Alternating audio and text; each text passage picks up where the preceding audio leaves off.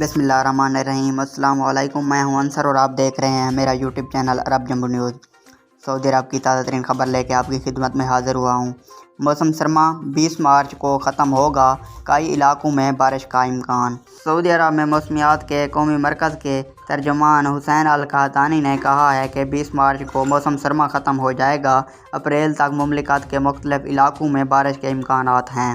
الاخباریہ channel سے گفتگو کرتے ہوئے ترجمان حسین القحطانی نے کہا کہ ان دنوں موسمی ماحول غیر مستحکم ہے، درجہ حرارت بڑھ رہا ہے، گرد و آلود تیز ہواؤں سے مملکت کے بیشتر علاقے متاثر ہیں۔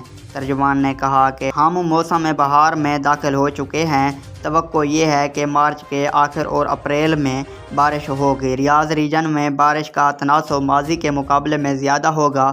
سعودی عرب میں اس سال موسم سرما طویل ہے، جو معمول سے ہٹ کر ہے۔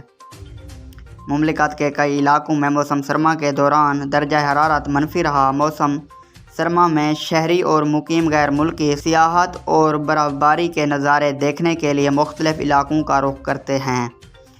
اگر آج کی ویڈیو اچھی لگی ہو تو میری ویڈیو کو لائک کر دیں۔ چینل پر نئے ہیں تو چینل کو پلیز سبسکرائب کرنا نہ بھولیں۔ بہت شکریہ۔